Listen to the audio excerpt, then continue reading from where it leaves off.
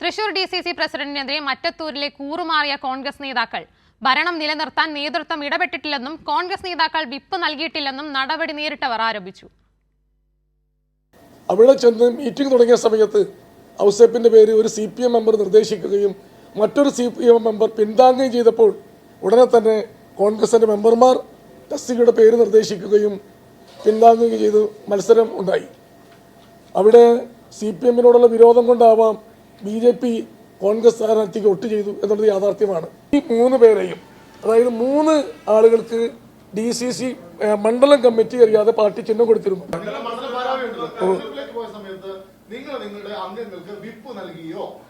Whip നൽകേണ്ടത് മണ്ഡലം committee അല്ല, ജില്ലാ പ്രസിഡന്റാണ് വിപ്പ് നൽകുന്നത്. പച്ച നുണയാണ് അദ്ദേഹം പറഞ്ഞത്, പച്ച നുണയാണ്. കാരണം അങ്ങനെ ഒരു വിപ്പേ നൽകിയിട്ടില്ല. ഇല്ല ഇല്ല ഇല്ല ഇല്ല ഞങ്ങൾ അത് കഴിഞ്ഞ് നേരെ ഉടനെ പോകുന്നത് DCC ഓഫീസിലേക്കാണ്. ഈ പഞ്ചായത്ത് പ്രസിഡന്റും ഈ വൈസ് പ്രസിഡന്റും മറ്റെല്ലാ മെമ്പർമാരും ഞങ്ങളുടെ കൂടി ഉണ്ടായിരുന്നു. ഞങ്ങൾ നേരെ DCC ഓഫീസിൽ ചെന്നു സത്യാവസ്ഥ ബോധിപ്പിക്കാൻ. എന്ത് നടപടി DCC പറഞ്ഞാലും ഞങ്ങൾ സ്വീകരിക്കാൻ തയ്യാറായിരുന്നു. ഞങ്ങളോട് ഒരു കാര്യം പറഞ്ഞില്ല. ഞങ്ങൾക്ക് പിന്തുണ കിട്ടി. BJPയുടെ പിന്തുണ കിട്ടിയതിന് ശേഷമാണ് ഞങ്ങളെ വിവരം അറിയുന്നത്. ഇപ്പോൾ വിവരങ്ങളുമായി സാരംഗ് കൂടി തൃശ്ശൂരിൽ നിന്ന് ചേരുന്നുണ്ട്. സാരംഗ്, ഒറ്റച്ചാട്ടത്തിന് BJPയിലേക്ക് പോകാൻ തക്കം പാർത്തിരിക്കുന്ന പാർട്ടിയാണ് കോൺഗ്രസ് എന്നതിന് മറ്റൊരു അധ്യായം കൂടിയാണല്ലേ ഇത്? എന്തൊക്കെയാണ് കൂടുതൽ വിവരങ്ങൾ?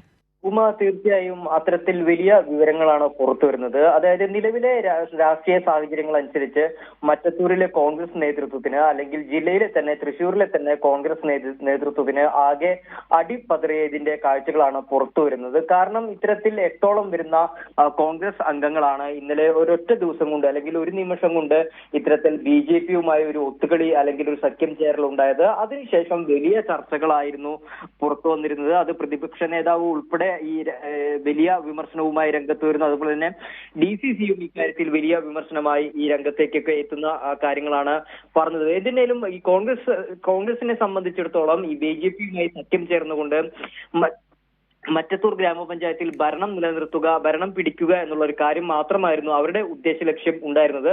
അതിന്റെ ഭാഗമായിട്ടാണ് ഇത്തരത്തിലൊരു സഖ്യം ചേരൽ ഉണ്ടായത്. എന്നാൽ ഇന്ന് നടന്ന, അതായത് അല്പം സമയം മുൻപ് ഈ മറ്റത്തൂരിലെ തന്നെ വിജയിച്ച് പഞ്ചായത്ത് തെരഞ്ഞെടുപ്പിൽ വിജയിച്ചെത്തിയ അംഗങ്ങൾ വിചിത്ര ന്യായങ്ങളുമായിട്ടാണ് രംഗത്ത് വരുന്നത്. അതായത് ഈ BJP തങ്ങളെ പിന്തുണച്ചത് CPMന്റെ വിരോധം മൂലമാണ് എന്നുള്ള കാര്യമാണ് പറയുന്നത്. അത്തരത്തിൽ വിചിത്രമായ കാര്യങ്ങളാണ് പറയുന്നത്. അതോടൊപ്പം തന്നെ DCCയെ കുറ്റപ്പെടുത്തുന്നു, തിരിച്ച് DCC ഇവരെ കുറ്റപ്പെടുത്തുന്നു. അങ്ങനെ ആകെ കലുഷിതമായ ഒരു അവസ്ഥയിലൂടെയാണ് പോകുന്നത്. ഈ വിപ്പ് നൽകിയില്ല എന്നുള്ള ഒരു ആരോപണം ഈ നേതാക്കൾ അല്പം സമയം മുൻപ് നടന്ന പത്രസമ്മേളനത്തിൽ ആരോപിച്ചിരുന്നു. എന്നാൽ DCC ഇക്കാര്യത്തെ സംബന്ധിച്ച് മുന്നേ തന്നെ നൽകിയിരുന്നത് ഈ വിപ്പ് നൽകിയിരുന്നു എന്നുള്ള കാര്യമാണ്. ഈ വിപ്പ് DCC നൽകിയത് തെറ്റാണെന്നാണ് ഇപ്പോൾ അല്പം സമയം മുൻപ് ഈ പഞ്ചായത്ത് അംഗങ്ങൾ പറഞ്ഞത്. മറ്റൊരു കാര്യം, അതായത് ഇവിടെ മറ്റൊരു വിചിത്രമായ വാദം, ഇവിടെ ഈ UDFിൽ നിന്ന് വിജയിച്ച് പ്രസിഡന്റ് ആയിട്ടുള്ളത് ഒരു UDFിന്റെ വിമത സ്ഥാനാർത്ഥിയായിട്ടുള്ള ടെസി ജോസ് ആണ്. അപ്പോൾ ഇന്ന് നടന്ന പത്രസമ്മേളനത്തിൽ ഈ നേതാക്കൾ, അല്ലെങ്കിൽ ഈ അംഗങ്ങൾ പറയുന്നത് BJP വോട്ട് ചെയ്തത് കോൺഗ്രസിനല്ല എന്നതാണ്. അതായത് BJP വോട്ട് ചെയ്തത് ഈ വിമത സ്ഥാനാർത്ഥിക്കാണെന്നുള്ളതാണ്. അപ്പോൾ ഒന്ന് ചിന്തിക്കേണ്ടത് ആരാണ് ഈ വിമത സ്ഥാനാർത്ഥി എന്നുള്ള കാര്യമാണ്.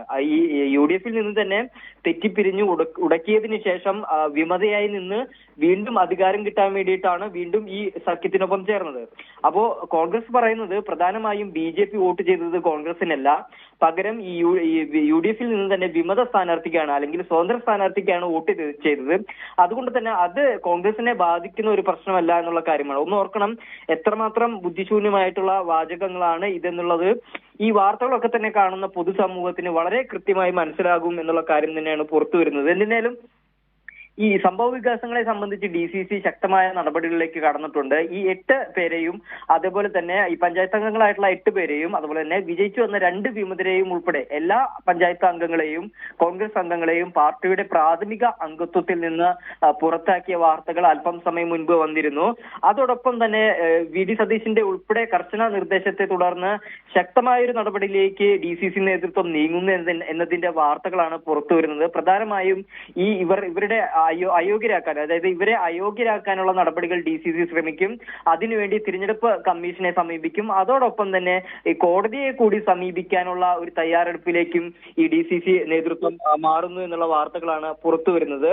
എന്തിനേലും വലിയ പ്രശ്നങ്ങളും വലിയ തർക്കങ്ങളും ഒക്കെ നടന്നുകൊണ്ടിരിക്കുകയാണ്. അതോടൊപ്പം തന്നെ ഒരു വിഭാഗം നേതാക്കൾക്കിടയിൽ വലിയ അതൃപ്തിയുണ്ട്. ഈ മറ്റത്തൂരിലെ തന്നെ 8 അംഗങ്ങൾക്കെതിരെ മറ്റ് കോൺഗ്രസ് അംഗങ്ങളുടെ ഭാഗത്തു നിന്നും ശക്തമായ പ്രതികരണമാണ് അല്ലെങ്കിൽ എതിർപ്പാണ് വരുന്നത്. എന്നാൽ ഇതിനെ ഒന്നും വകവെക്കാതെയാണ് ഇത്തരത്തിലൊരു ന്യായീകരണവുമായി, വിചിത്ര ന്യായീകരണവുമായി ഈ നിലവിലുള്ള അംഗങ്ങൾ രംഗത്ത് വരുന്നത്. അതോടൊപ്പം തന്നെ ഈ DCC ഇന്നലെ തന്നെ ഇവരോട് ആവശ്യപ്പെട്ടിരുന്നു, ഈ പഞ്ചായത്ത് അംഗത്വത്തിൽ നിന്ന് രാജിവെക്കണം എന്നുള്ള കാര്യം ഇന്നലെ തന്നെ ആവശ്യപ്പെട്ടിരുന്നു.